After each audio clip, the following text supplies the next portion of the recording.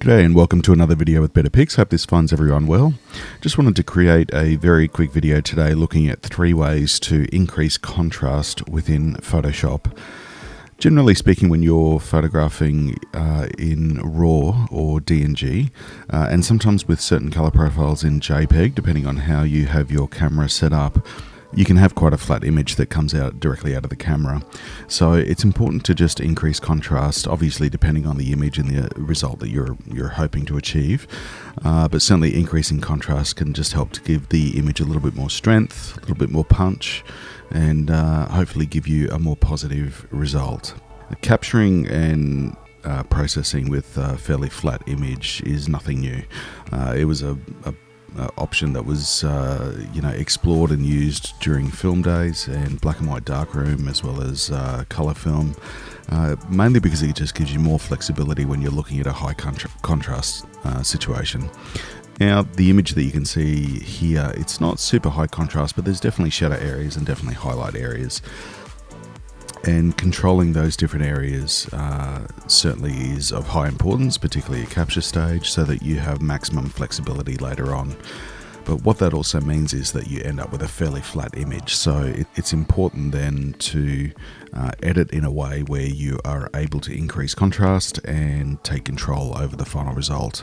So as I mentioned, 3 ways that we are going to look at increasing contrast in Photoshop.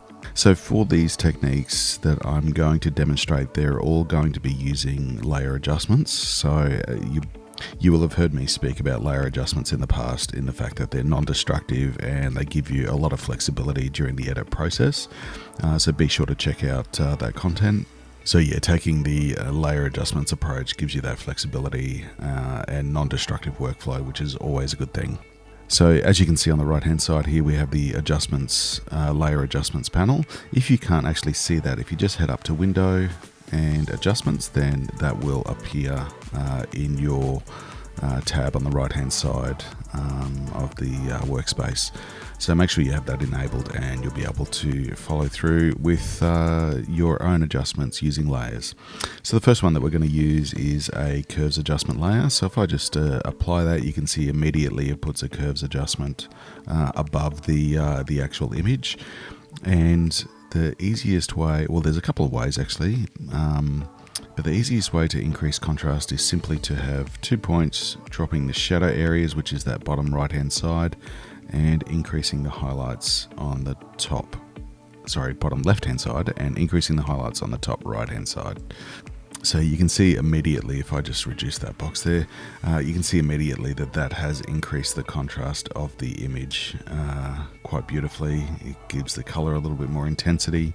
The image looks sharper, and overall it's definitely an improvement. So if we just go back to that adjustment, you can see that, yeah, all I've done is put in 2 control points, one to drop the shadow areas, one to increase the highlights. Now if we just remove those control points, and look at that drop down box there, you can see that there's a few options for presets there as well. So medium contrast, linear contrast, strong contrast, and that will give you a good starting point to at least see what sort of result you're going to get with a preset, keeping in mind that you can edit those further in any way that you want to make sure that you get the results that you want. So as you can see, using curves adjustment layer is a great way to quickly and easily increase contrast and improve your image. Alright, so we're just going to get rid of that curve adjustment layer. I'm just going to drag that down to the rubbish bin down there. Alright, so the next adjustment layer that I'm going to use to show you how to quickly and easily increase your contrast is literally with the brightness and contrast adjustment layer. Again, you have all the same properties as this is an adjustment layer, so non-destructive, and you can save that layer intact either as a PSD or TIFF and come back and work on it further if you would like. So you can see here we've got 2 sliders, one for brightness and one for contrast. Brightness, as the name suggests, is literally the brightness of the image. You can decrease to make the image darker, increase to make the image brighter. We'll just take that back to 0. And just down below you can see increase and decrease in contrast. So a decrease will make the image flatter, and an increase will obviously increase that contrast achieving a fairly similar result with the adjustment layer that we used previously with curves. Now obviously you don't have the adjustment or the type of adjustment available that you did through curves, but certainly you can increase that contrast and use the brightness, or in conjunction with brightness, to have a control over the highlight shadow areas as well as the contrast of those various areas. I would argue that the curves adjustment layer is a more flexible approach, and it gives you more control over the image. However, it's always worth experimenting with different tools, because different tools can give you different results. And certainly if the brightness and contrast sliders give you the results that you want, then fantastic. So that is our second method of increasing and decreasing contrast. Okay, so the last method that we're going to use, we'll just quickly delete that layer. The last method that we're going to use for increasing and controlling contrast is a levels. Now this is a technique that I used to use quite a bit, not so much anymore, but it's certainly an effective way to control your contrast. You can see what we've got here is a histogram, and we've got 3 control points in the middle. The middle one is obviously the middle grey, the right hand one is the white level, or the white point, and the left hand one is the black point. Now if I click and drag in that white point and click and drag in that black point, you can see it's actually increasing the contrast. If I turn that layer on and off, you can see that it's having a very similar effect to the previous 2 methods, so increasing that contrast. Now what you want to be careful of is, as you pull that in further and further, it's going to start to clip those highlight areas or clip the shadow areas, and what we'll get is blocking up. So you just need to be careful how far you pull that in, obviously, and dragging and clicking that middle control point is going to control the midtones. So in conjunction with each other, those 3 control points not only increase contrast, but also have an effect on the brightness as well.